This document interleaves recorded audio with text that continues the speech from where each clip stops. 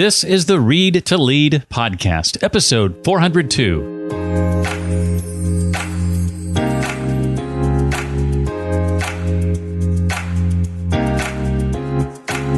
Power is not about dominance or coercion or hostility. Nobody wins when you're in that kind of situation. And what you get is you get a major power struggle, because when people get pushed, our automatic response is to push back. Too often, power situations can feel like a rock in a hard place. If you're too assertive, you're labeled at best as overbearing and unapproachable. If you're too passive, your voice, ideas, and opinions are ignored. But by recognizing the ways to value all people, including yourself, you can make a choice to become empowered. Hi, welcome aboard. I'm Jeff Brown, and this is the Read to Lead podcast, the podcast dedicated to your personal and professional growth. Guess what I believe makes all the difference in the world? Reading. That's what, not just reading, but then understanding the importance of taking action on what you read. And that's what we try to help you do right here each and every week as we dive into a brand new book and a brand new author. This time, that book and author is Gail Rudolph. She's written a book called Power Up, Power Down, How to Reclaim Control and Make Every Situation a Win-Win. I'll be asking Gail about what to do if and when you feel powerless, the role of things like choice and mindset when it comes to your power, methods for successfully protecting your boundaries, and much, much more. Well, since the release of my book, Read to Lead, the simple habit that expands your influence and boosts your career, some exciting things have been happening. I've had the chance to get in front of a number of different companies around the country, including from my hometown of Indianapolis, Docket and Anvil, some of the staff at LinkedIn, Disney, and very soon the Virginia Council of CEOs. I want to talk about and instill the values of reading and lifelong learning, and in particular, many of the concepts covered in my new book around increasing retention and comprehension, reading more in less time, increased focus, help with implementing what you learn, and much more. If you're part of a team that could benefit from this kind of training, whether virtually or in person, or you're looking for someone who can speak to these topics for your next event, I encourage you to reach out, as I'd love to begin a conversation with you. The best way to do that is simply send me an email, jeff@readtoleadpodcast.com. Once I hear from you, we can set up an exploratory call and determine if there is a good fit. I think there will be. Again, that email address is jeff@readtoleadpodcast.com. Gail Rudolph is an executive coach and trainer with 25 years serving in leadership positions across a spectrum of organizations. She's also a Cialdini Method certified trainer, one of only 13 people in the world, one of only 2 women, and the only woman in the United States to hold that distinction. Of course, that's training from Robert Cialdini, one of my favorite authors. She helps individuals, teams, and organizations maximize their impact by helping them pivot, change, grow, and move beyond what they've achieved previously, with a mission to help others become positive agents of change.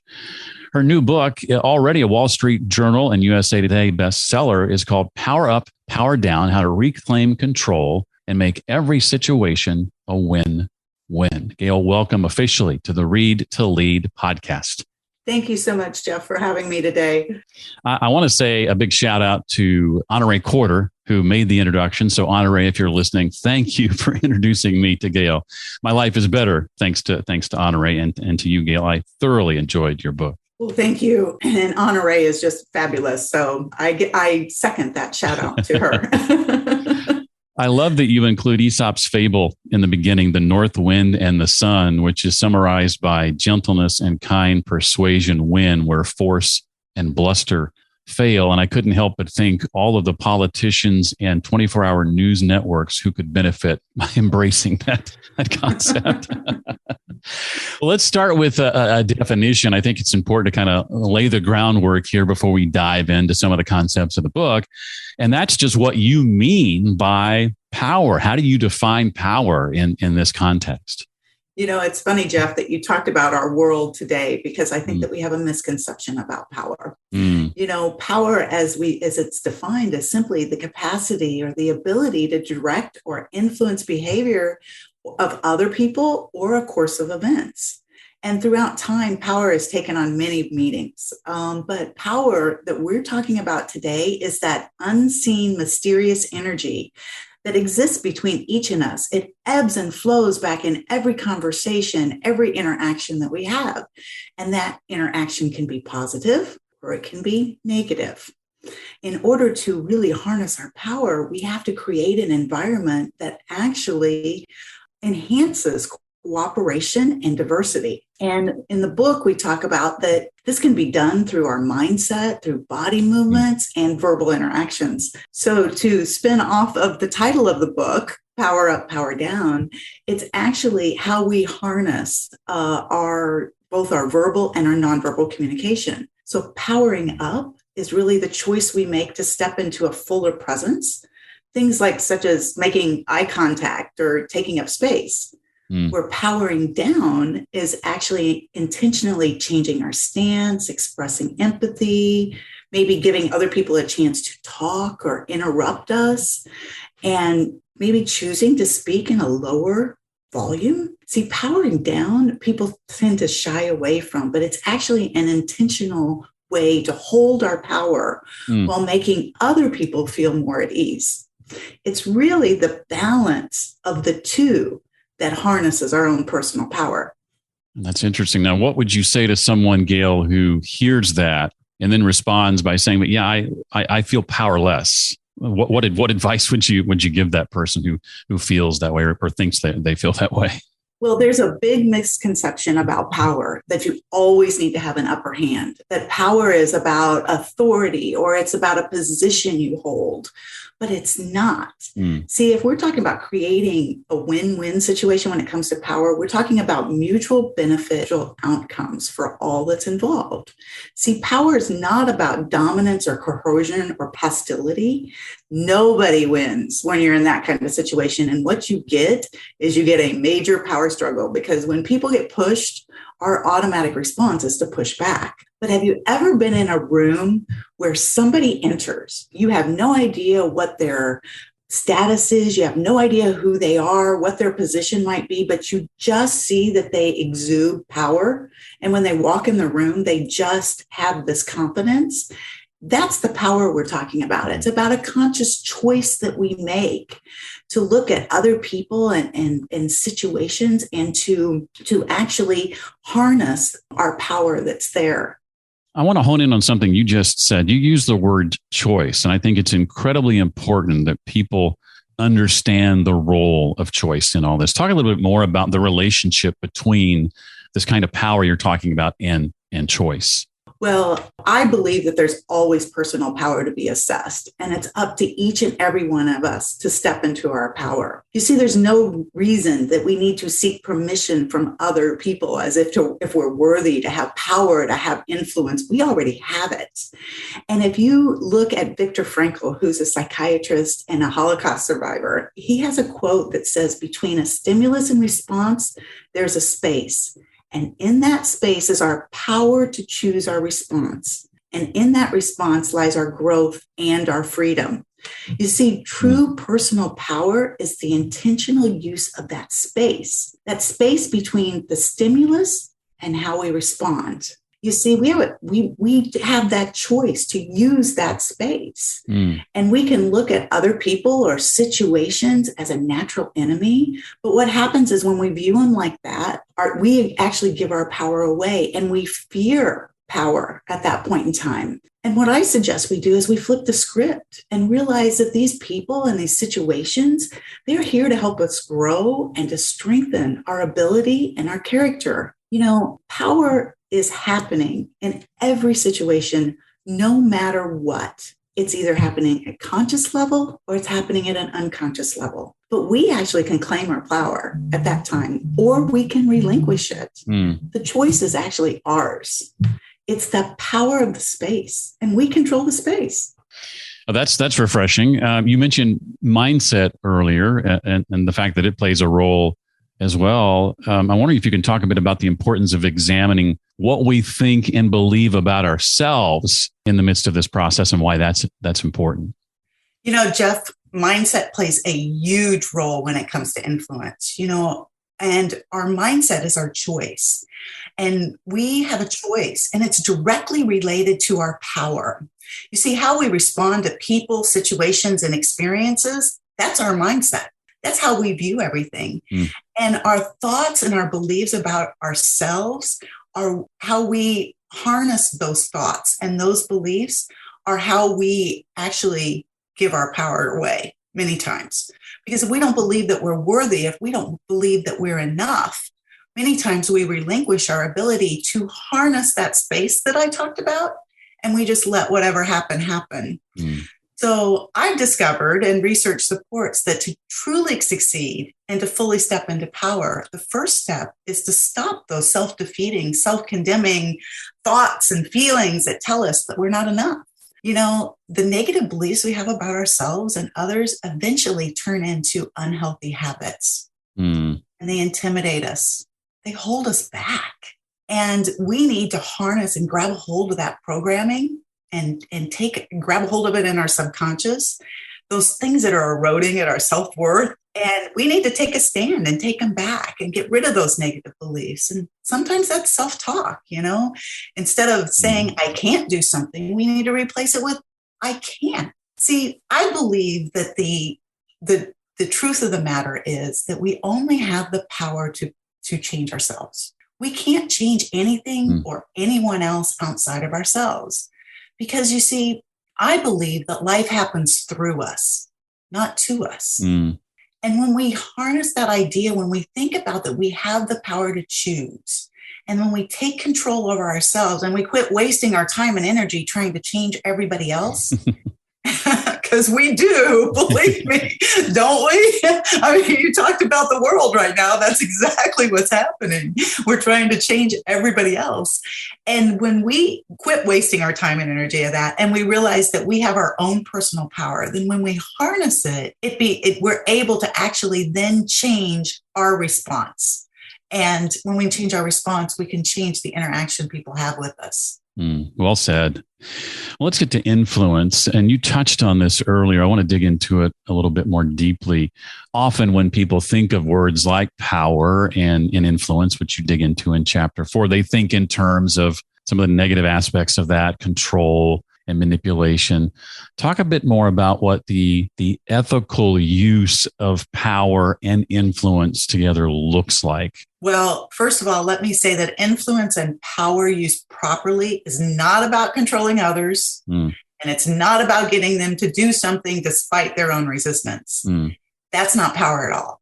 That's hierarchy, that's dominance, and nobody wins in that situation. The ethical use of power and influence is about mutual empowerment. And one of the things I learned when I studied under Dr. Cialdini was that that's what he talked about when he talked about influence. He spent his life studying influence and writing books about it. And one thing that really fascinates me in his work is something called triggers.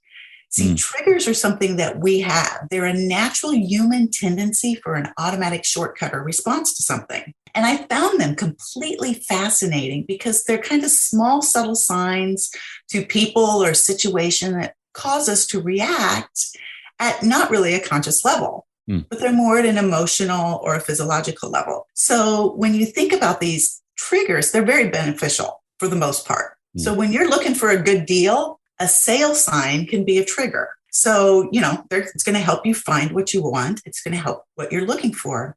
However, some triggers hinder us. And that's where it gets into the problem with power when we talk about power and influence. So we have to understand these triggers because we will react to these triggers immediately if we're not conscious about them. So think about if somebody raises their voice. We are naturally triggered to yell back at them. And what happens is that we give up or we hand over our power and our influence when we actually raise our voice to them.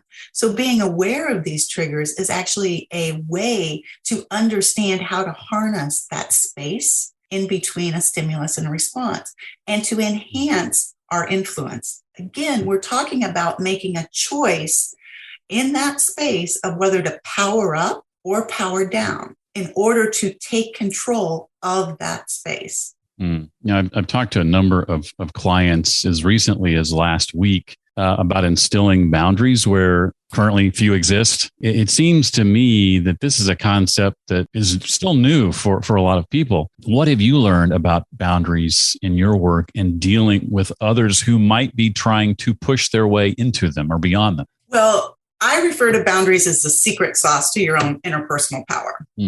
And to define boundaries, just so that everybody's clear, it's the limitations that we put around our time, our energy, and our money. So for me, when I think about boundaries, because I've had a problem in the past, in true transparency, of holding my boundaries. So what I do when I think about boundaries is I think about my father and his yard. So my father was meticulous about how he kept his yard. He would go through his yard, make sure there was no rocks. Back then, they didn't have catchers, so a rock getting caught in a propeller could hurt somebody, put out a window, do all kinds of things. So he was constantly taking care of his and grooming his yard, which when we think about boundaries, if we think about it as a yard, it's our limits that we put around our time, energy, and our money.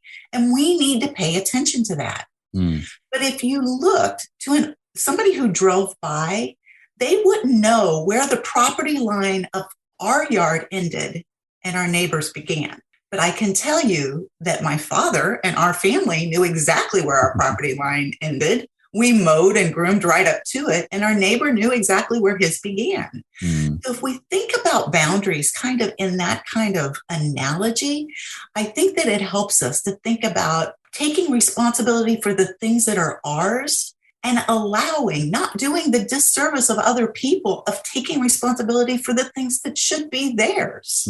But I know that there are people in the world, and I've dealt with them. I've lived with them. I've had a hard time holding my own boundaries. And there are people that just do what I call boundary busting. They just want to come in and they want to plow through your boundaries. And what happens is many times we allow ourselves to take responsibility for their things. And what we can do is make sure that we're harnessing and controlling and maintaining things that we're supposed to.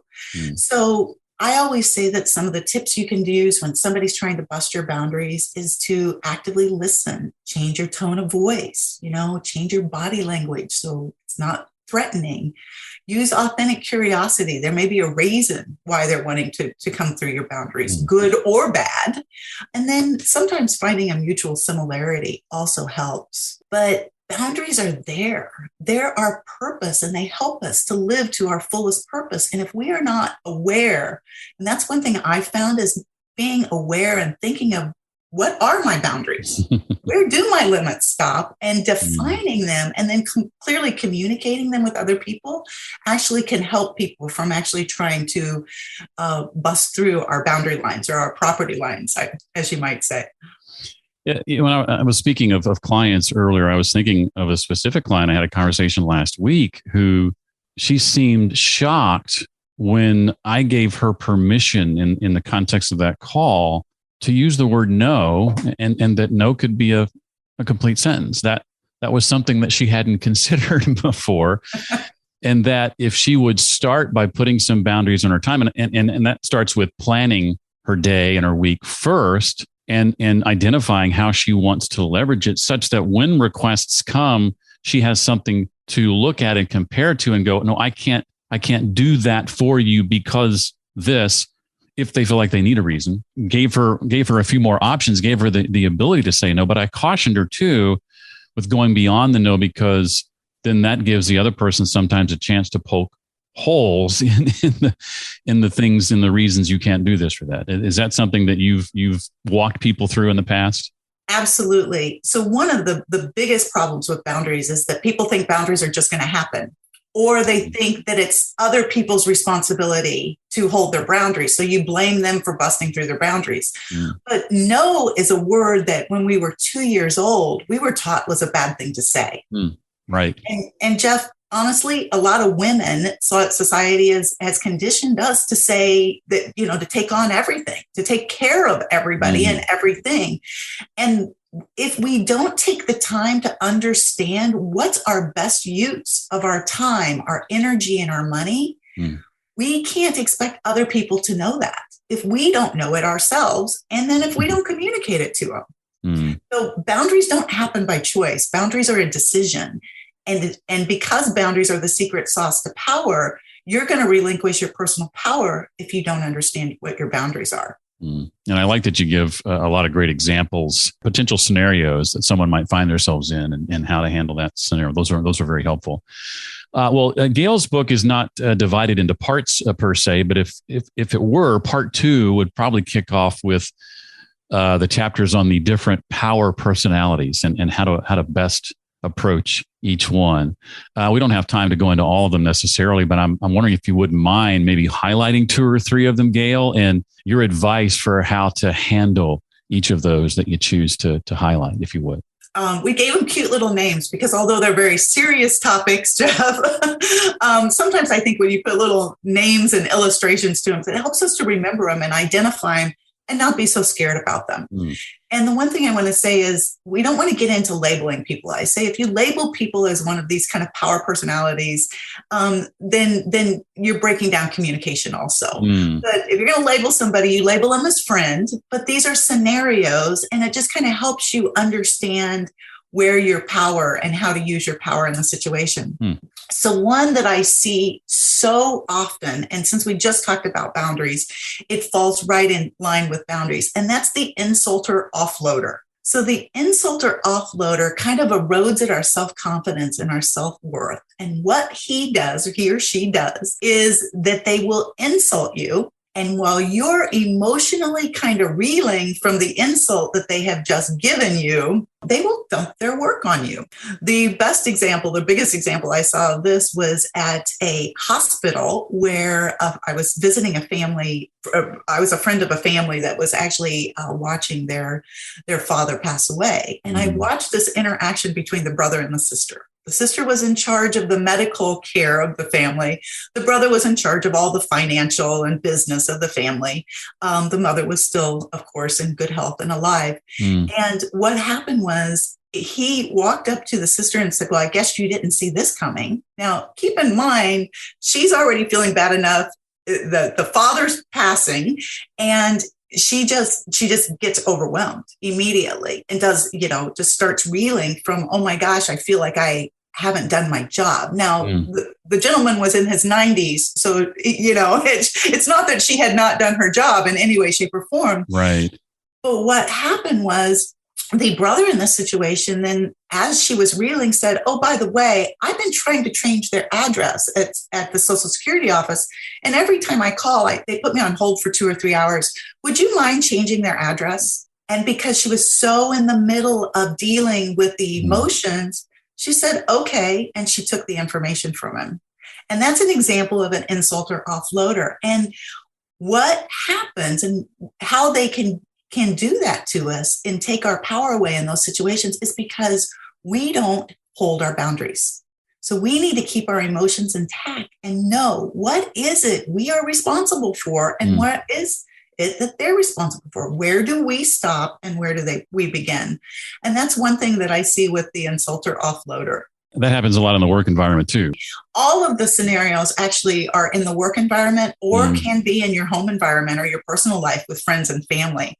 We're getting ready to come up on the holiday season, which is really interesting because I think some of these play out as we enter our family dinners. Well, do you mind sharing maybe 1 or 2 more? That one was really fascinating. Yeah. The next one we call is the snaker.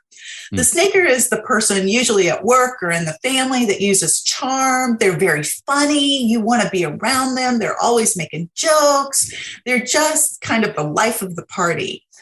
But what happens with them is that sometimes that's kind of a facade in order to actually get you to tell them what your ideas or your thoughts are that they later are going to take credit for.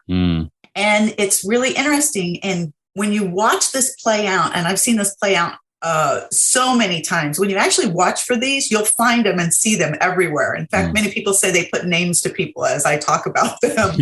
But the snaker actually is fun. He's great. And your guard is down. So you share with them lots of information. But it only takes once to kind of get bit by the snaker to realize what's happening. And when you're working with a snaker, you want to really be careful that you power down with the snaker because they bite. You want to keep in mind that they do bite. And if you're going to go head to head with them, you're going to get bit, maybe more than once. So you want to be mindful how much you share with them at work and with whom you share it. You want to definitely keep your emotions in check, because they will reel in on your emotions. And you want to be able to power down with them to make sure that you're not butting heads, because then you're going to get into a power struggle. And just like the name says, you don't want to be in a power struggle with a snake, because the good chances are you won't come out very good. I can't remember if it was the snaker or if it was another one where you advised one of the ways to handle them was to get them talking in meetings and get them offering positive information. It was the person, it was the typical personality that would maybe drop negative little bombs and rumors here or there. And in the context of a meeting with a bunch of people present, you would try to pull out of them positive things that would make those other things less likely to happen or less impactful. Am I getting that right, or am I confusing? You are talking about the toxic pollinator. And when we think about the toxic pollinator, I think of a little bee that flutters around, right? And pollinates a little trouble here, there, and sows discord throughout the office. They could be doing it intentionally. They can be doing it unintentionally. That's why we need to be careful about putting labels on people, because a toxic pollinator can just be frustrated about something and they're going to talk to people and they don't realize that they're doing it.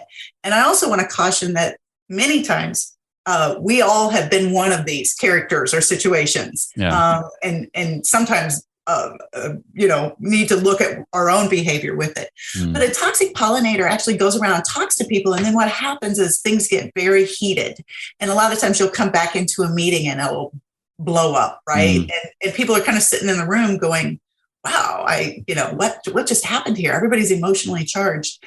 The thing about a toxic pollinator, and that goes back to Dr. Cialdini's principle of consistency. We have a need in us to remain consistent with things that we've previously said or done.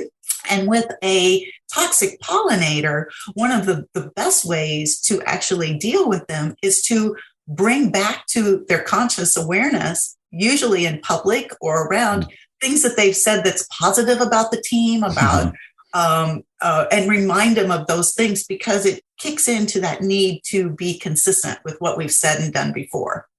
I recognized myself as in the past an unintentional toxic pollinator. that was one I could certainly put my finger on. Well, I haven't asked much about the last third or so of the book. I've got some questions I want to touch on that aren't related to the book. But before that, anything else that I didn't touch on from that last third or anywhere else that you want to make sure we walk away with? I just want to make sure that people know that you can harness your power right now. It's something you can walk away with right now and begin using. It's not a hard thing to do. And just learn it, learn which tools to use in which situation. And because it hasn't been talked about a lot, we fear it. And there's no reason to fear it. Well, I've been doing some study, some work recently on some personal habits that I believe are super impactful on one's life and work. And I'm curious to know your experience with these habits. Not necessarily that you practice them all, but I just love to get your feedback as to whether or not they resonate with you. And if so, how they play out in your personal life. And starting with what I call dancing with discomfort. It's this idea of doing things consistently that take you outside your comfort zone, that push you beyond it. Any examples from your personal life of how you regularly try to make sure you're doing that? Jeff, this is something my grown children and I do a lot. So we actually make it a point. We realize that people naturally get into habits. So one of the things that we get into habits about is, where do we go eat, right? We always have our favorite restaurants. We go back to the same place. So we make it a habit to actually go to a different restaurant or try a different kind of food that we've never done before. We intentionally make a choice to do that. The other thing we do is we hold each other accountable. If we catch one of us saying, I'd like to try that, or that sounds like fun, we make a mental note of it and we remind each other, have you done that yet? I'm going to be going ziplining with my son because I said, I've never been ziplining. That kind of sounds like fun. So we are actually scheduling that probably within the next 2 months to actually go ziplining, because I made the statement. The commitment to do it. And that kind of dovetails with the fourth habit. I'll go ahead and touch on that one now instead of going in order, but that's what I call assembling your advisors. And that's just this idea of connecting regularly with like-minded people who encourage you, who challenge you, who hold you accountable to the things that you say you're going to do. So it sounds like for you, that plays out a lot of times in your personal life as much as anything else. Is that accurate?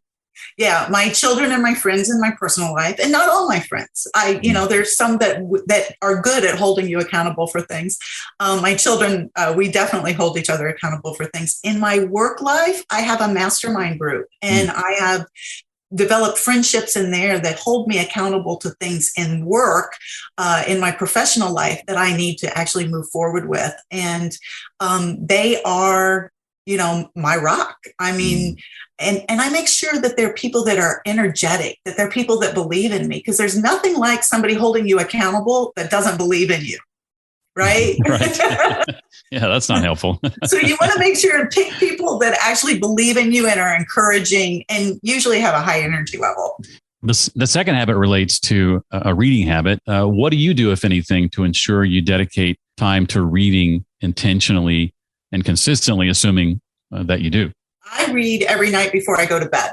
And that habit I think is twofold. One, it makes sure that you read. It also makes sure that you're not looking at a blue screen, which is not healthy for your brain and your mind, right?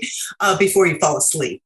So I think that we suffer a lot from a society that we're sleep deprived.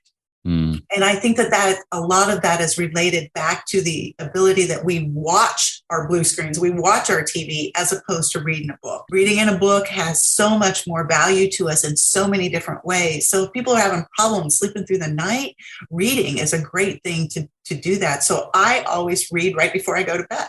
Excellent. A lot of the authors that I've talked to, Gail, touch on or have recognized as I've evaluated their lives, the importance of calling out the things in their lives that give energy versus things that might zap their energy, differentiating between the two and setting up their lives and schedules such that they give more time to the things that give them energy and less time to the things that zap their energy, whether that's delegation or what have you. Anything in your life that you do that speaks to that? Anything you try to do, whether that's an audit occasionally on your schedule to make sure you're spending time in the areas that give you energy versus zap your energy? Well, there's two things I do. The team that I work with or that works with me, I always make sure that we try to schedule people doing the job that energizes them. I think that just, some people are good at things. Some people are not good at things. Some people get energy from things. Other people don't. But what are those things? And making sure that they're doing those instead of somebody doing something that may fall technically in their job description that just drains their energy. So trying to find those in the first place and recognizing those. The other thing is scheduling time to make sure you do it. When I look at my schedule and it is full of things that I know are going to take a lot of my energy, that are going to be very draining on me, I block my schedule. And it sounds counterintuitive because you think I have so much to do. But what happens, and if you really study the way that we're wired up, when we give ourselves some white space, when we give ourselves that energy, it actually sets us up to be able to do the other work quicker, faster, and better. Otherwise, the work expands to the time that we allow, right? What is that? Parkinson's law, I think. Exactly. If we don't put boundaries on it, it's going to take longer. If we put parameters on it and block out the time, we'll be more focused, I think is what you're saying. Exactly. And again, when we talk about boundaries, it's our time, our energy, and our money. And it's really deciding who's going to take control of my time or energy and money. I'm going to define that. What am I going to give away and what am I not?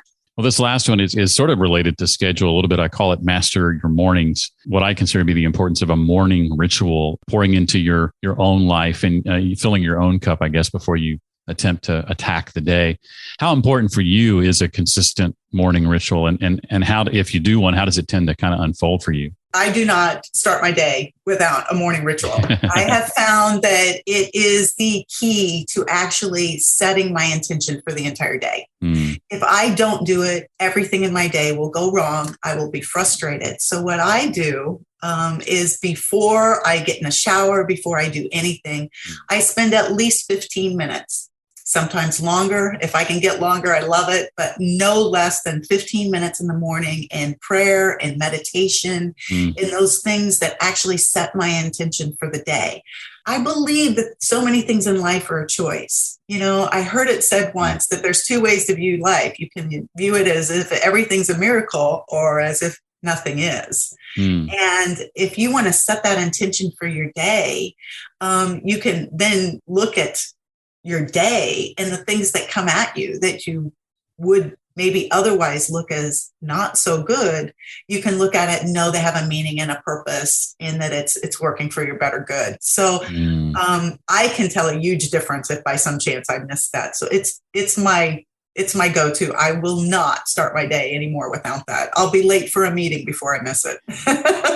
And you offered some maybe intentional, maybe unintentional encouragement there, I think, in your answer, because I think a lot of people think that a morning ritual is something that has to be an hour long. And you just mentioned that yours is 15 minutes. It can be that short and still be super powerful, super impactful, right? Exactly. It's about making your choice before something happens, how you're going to respond or react to it. How am I going to approach this? Well, this has been a lot of fun. Gail's book, again, is called Power Up, Power Down, How to Reclaim Control and Make Every Situation a Win-Win. As I said earlier, it's already a Wall Street Journal and USA Today bestseller. You need to add it to your list. Gail, thank you so much for coming on the show and being a part of the Read to Lead podcast. I really, really appreciate it. Thank you so much, Jeff, for having me. It's absolutely been my pleasure. I think Gail's book is well worth your time. I encourage you to pick it up. Of course, I've linked to it from the show notes page for this episode. You can find that and more resources and a summary of this episode on my website at readtoleadpodcast.com/402 for episode 402. Remember that offer too I mentioned at the beginning of this episode regarding in-person or virtual training or speaking at your next event in and around the topics of lifelong learning and reading improvement. I can be reached at jeff@readtoleadpodcast.com. That's jeff@readtoleadpodcast.com. Well, at the time this episode is being published, it is just a few days before Christmas. I want to take time to wish you and your family a very Merry Christmas and a safe holiday. We'll be back next week, our last episode of 2021, so don't miss that. That'll be on the 28th. Well, that does it for this episode. I look forward to seeing you on the 28th for episode 403. Until then, as always, leaders read and readers lead.